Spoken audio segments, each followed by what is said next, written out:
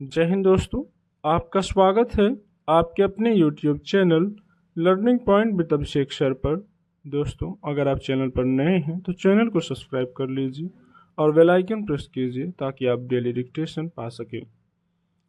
दोस्तों, आप सबके लिए एपीएस का पेड बैच भी चलाया जा रहा है, जिसमें आपको जीवनी, निबंध, योजना, कुरुक्षेत्र, कहानी और आध्यात्मिक लेख में से मैटर प्रोवाइड किया जा रहा है।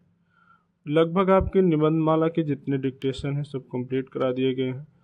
तो अगर आपने निबंधमाला की बुक कभी देखी है तो आपको आइडिया होगा कि किस तरीके के शब्द होते हैं और किस तरीके के डिक्टेशन आपको मिलेंगे इसमें। तो आध्यात्मिक वगैरह भी डिक्टेशन वो भी बड़े अच्छे से कंप्लीट कराए गए हैं। आगे भी आपको 3 डिक्टेशन डेली प्रोवाइड किए जाते रहेंगे आपके स्किल टेस्ट तक। और आपको एडिटोरियल का जो डिक्टेशन है वो यूट्यूब पर फ्री मिलता रहेगा। तो आपको अभी भी लगभग 5-6 डिक्टेशन डेली मिलते रहेंगे, जिससे आप अपनी अच्छी प्रैक्टिस कर सकते हैं। तो इस बैच की जो फीस रखी गई है वो 499 रुपये रखी गई है। तो अगर आप इच्छुक हैं, अपनी तैयारी को थोड़ा बेहतर करना चाहते हैं, कुछ अच्छे शब्द वाले डिक्टेशन लिखना चाहते हैं, तो आप इस बैच से जुड़ सकते हैं। इस बैच से जुड़ने के लिए आप इन नंबरों पर संपर्क कर सकते हैं: 7393976701। दूसरा नंबर है 7376422797। इन नंबरों पर आप हमें व्हाट्सएप या टेलीग्राम पर मैसेज कर सकते हैं, बैच की इन्फॉर्मेशन ले सकते हैं। और पहले नंबर पर आपकी कॉल लगेगी, दूसरे नंबर पर कॉल नहीं लगेगी। तो जल्दी कीजिए अगर आप बैच को ज्वाइन करना चाहते हैं तो, ताकि आपको पर्याप्त समय भी मिल सके सारे डिक्टेशन लिखने की, उनकी प्रैक्टिस करने की, क्योंकि आपको 300 प्लस डिक्टेशन मिलेंगे।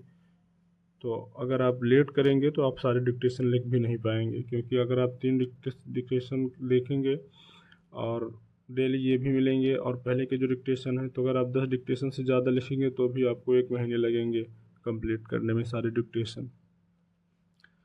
तो जितना जल्दी हो सके आप उतना जल्दी अगर ज्वाइन करना चाहें तो कीजिए। आपकी डिक्टेशन शुरू होगी 5 सेकंड बाद।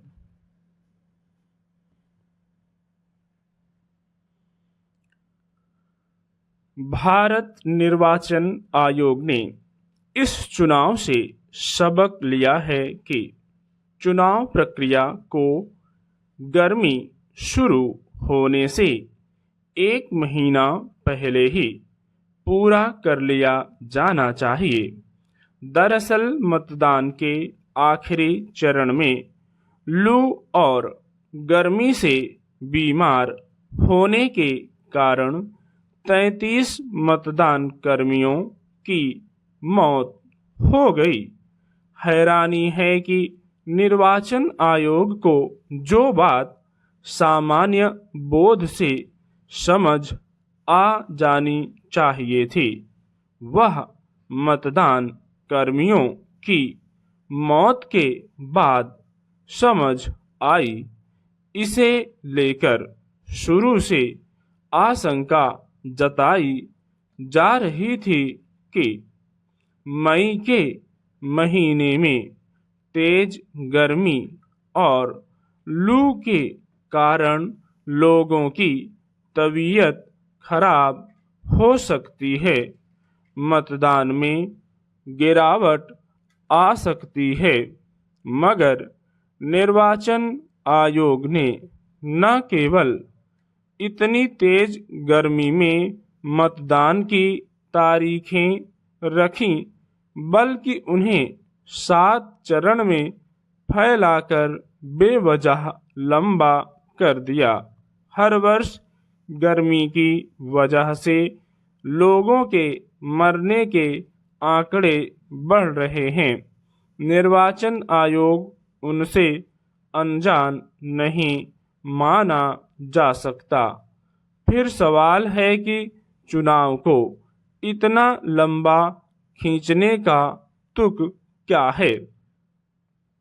निर्वाचन आयोग ने गर्मी से सबक तो ले लिया, पर उसके कामकाज को लेकर विपक्षी दलों ने जो सवाल उठाए, उनमें से भी कुछ को गंभीरता से लेने की जरूरत है।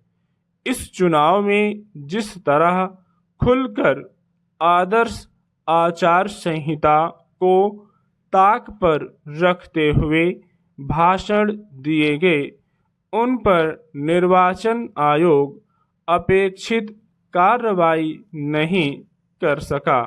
यह पहली बार था जब निर्वाचन आयोग पर शंका जताते हुए राजनीतिक दलों ने अदालत का दरवाजा खटखटाया।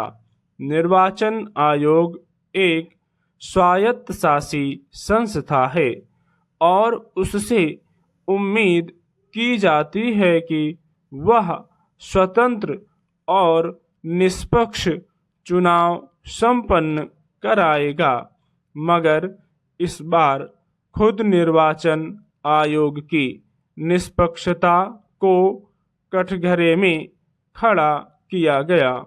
यहाँ तक कि मतदान के बाद मतों के आंकड़े जारी करने में भी आयोग ने काफी देर की और उसे लेकर कोई वाजिब तर्क न दे सका।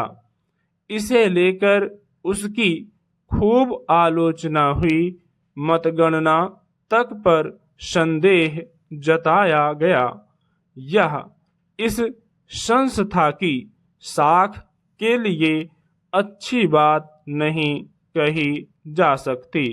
इसलिए निर्वाचन आयोग को केवल गर्मी से नहीं, उन अन्य शिकायतों से भी सबक लेना चाहिए जिनकी वजह से उसे किरकिरी झेलनी पड़ी। सुवाक्य तो अपनी जगह ठीक हैं, पर कई लोग इन सुवाक्यों के बीच जहर फैलाने का काम भी करने लगे हैं। लोगों को इससे बचकर रहना होगा, क्योंकि लोगों को बुरी चीजें तुरंत आकर्षित करती हैं। इसलिए जैसे ही इसकी भनक मिले हमें सचेत हो जाना चाहिए। स्टॉप।